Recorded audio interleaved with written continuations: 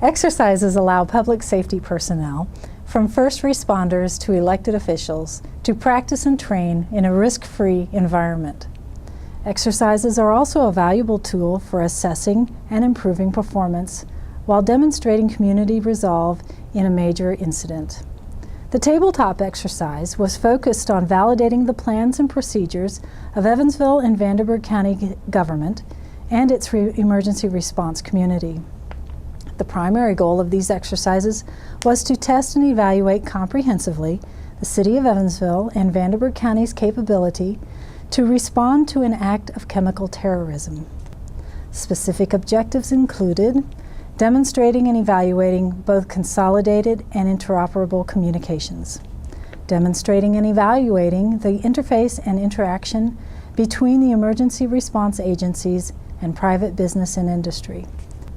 The information obtained from the evaluation of these exercises was very valuable in updating our community's comprehensive emergency management plans, as well as the procedures for each public safety department in the city and in the county. Most all of you, if not all of you, have a triage tag. There'll be different signs and symptoms. Rick's going to go through that here in a little bit, what's going to happen. The thing that I need to let you know is please don't, yes, play a role. You are actors today. Play your role, but don't self-dispatch to keep the scenario realistic. You're going to have to do what's on your triage tag. You can't be doing more or less. That way we know how to treat you, and if we got to do a decon with you, and if you go to the hospital or what happens. Now also too, during the scenario as it goes, there's decisions being made by many public safety officers, good decisions and hopefully no bad ones. But if they do make a wrong decision, I've got to be able to give them a little ding, or so does Rick, to kind of bring them back in. So if that happens, we may grab some of you, we'll pull your triage tags off of you, and now you're in a new role. We may make you go disrupt somebody, and now I'm going to turn it over to Rick. I'm going to basically run over the basic scenario for you guys so that you have an idea of what's going on. You will, some of you will get wet today. I know some of you did not want to get wet. That's fine. We will simulate you going through gross decon. Either way, you're going to be transported to a hospital. Some of you, we're going to walk up and we're going to kill you. All right? There will be people that are going to die. But you won't be dead for the whole day. I mean, we'll bring you back to life when the scenario is all finished. Now, who's going to be my first sick person? A series of 2 chemical weapons exercises, 1 tabletop and 1 full-scale, took place in Evansville, Indiana on September 23rd and September 25th, 2005. These exercises utilized the guidelines of the Department of Homeland Security's Domestic Preparedness Training and Exercise Program, the State of Indiana Department of Homeland Security's State Emergency Response Commission, and the Vanderburgh County Local Emergency Planning Committee. These exercises provided an opportunity to examine the response and plans of the city and county agencies involved. The tabletop exercise was held at the Evansville-Vanderburgh County Emergency Management Agency's Emergency Operations Center. This 3-hour exercise focused on EOC operations, decision-making, and coordination with local, state, and federal agencies.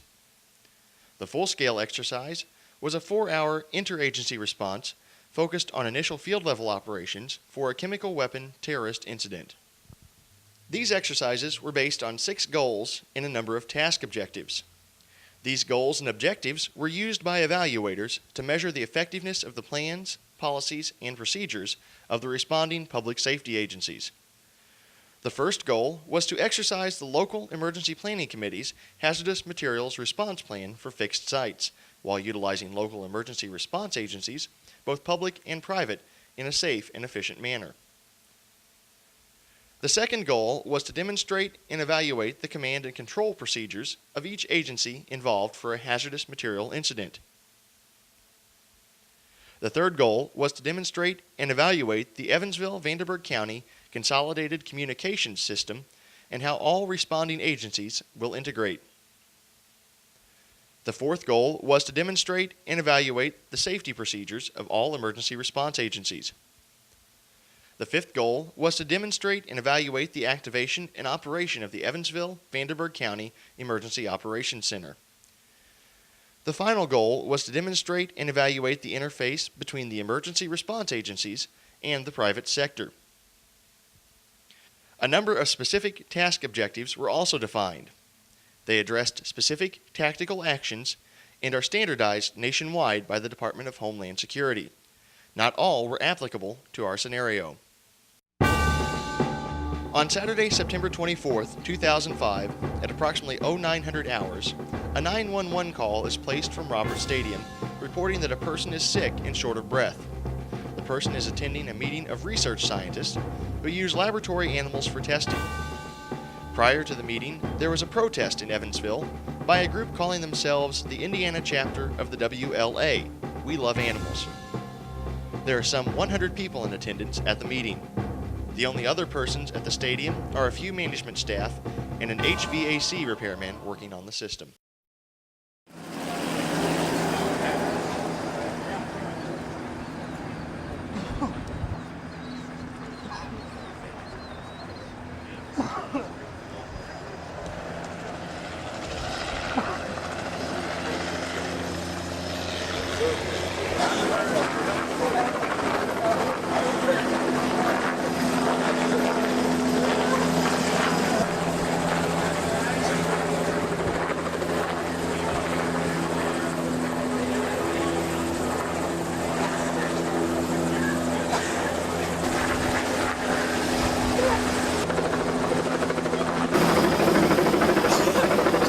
In Evansville and most of Vanderburgh County, all 911 calls are received by the central dispatch. Requests for police and fire are handled in-house. Requests for emergency medical services are transferred to the city and county's contractor, American Medical Response. When dispatch received the call from the stadium, it was perceived to be a standard medical run with only one patient. They dispatched one engine from the Evansville Fire Department and transferred the call to the ambulance service. The ambulance was the first unit to arrive on scene. Seeing a number of victims down, they decided to stage and wait for the fire department.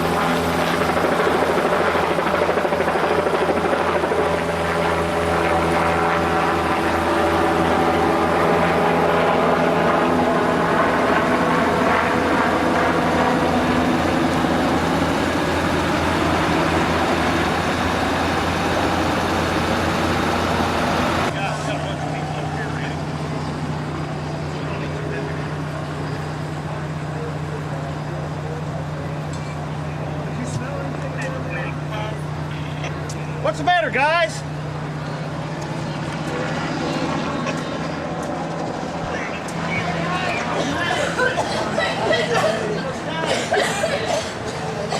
What happened in there? Why are you guys all outside here?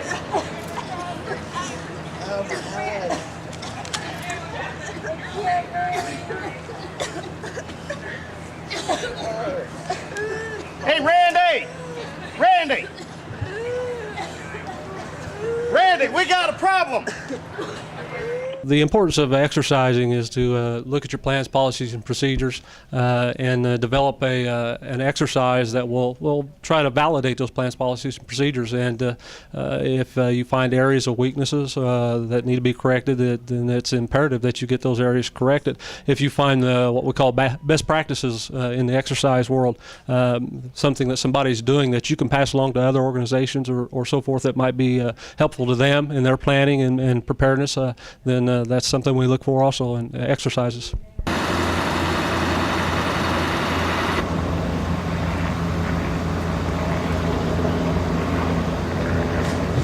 After assessing the scene and realizing this was no ordinary medical run, Incident Command ordered respiratory protection before any further action.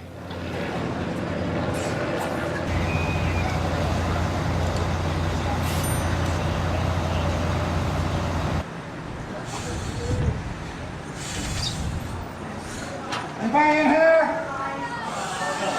Come on out, come on out.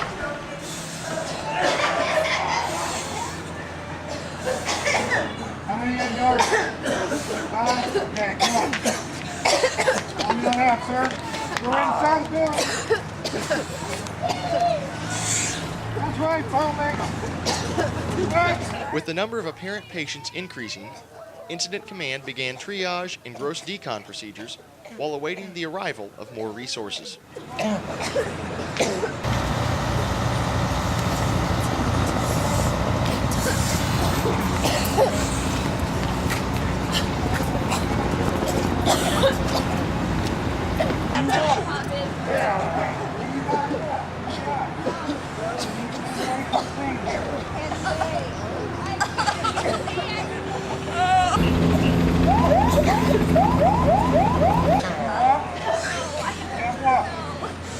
Can you get up? Can you move?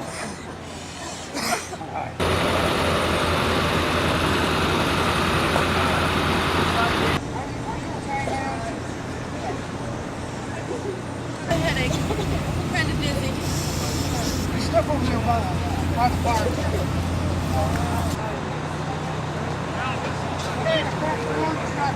Hold them down where they lay. Okay, hold them down where they lay. What about the people that are okay? Over there, right over there.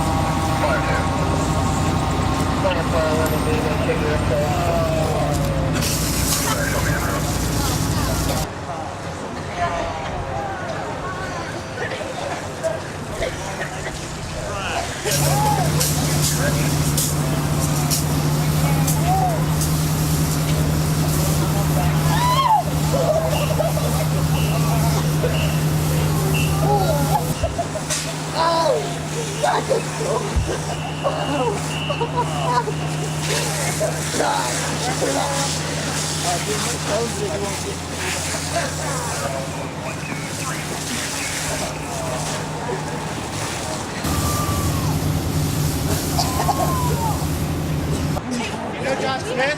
Do you know John Smith? Is he okay? You got a chance to We find have him at yet? least 23 people down on the ground. We're going to need multiple ambulances. No, do not hit that building. Don't go in that building.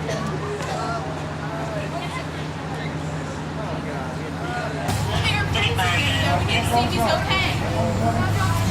Wait in this area. Let me try that park. Parking lot. Let me go.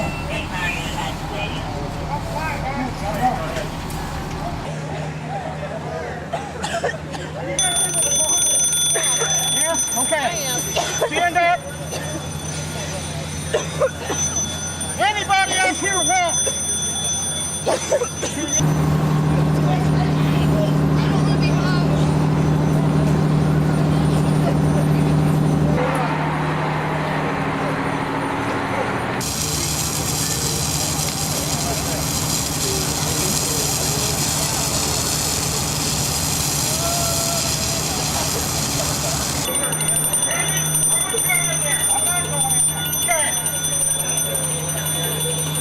At this point, the fire department has not made entry due to the unknown circumstances inside the stadium.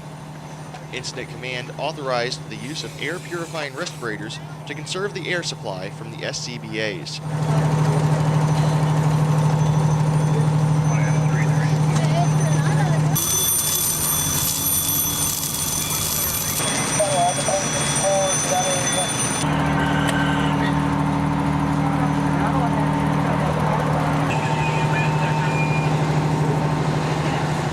What this exercise does for us is it gives us an opportunity to coordinate our efforts with local law enforcement so we can provide those services necessary to help them in their job. It also gives us an opportunity to know what resources are available so that we can fulfill our mission in protecting the country from terrorist attacks. Law enforcement has created a perimeter around the stadium.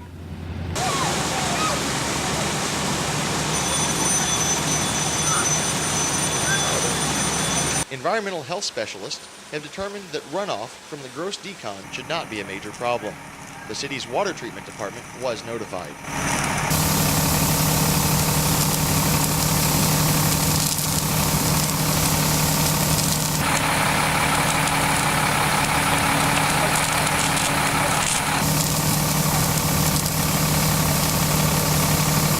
Any of these type of exercises, there's a lot of value to it because it gives you an opportunity to get together with all the different departments that would be involved in this type of a major incident. So everybody's walking in. There's not going to anybody's got to transport by backboard or anything. Yes, but the thing's not secure. We don't know what the situation is. What I'm trying to say is, per our protocols, if they can walk, they're not going in our ambulance. They're going to the bus. So everybody's going to the bus. They can go to the bus with broken legs.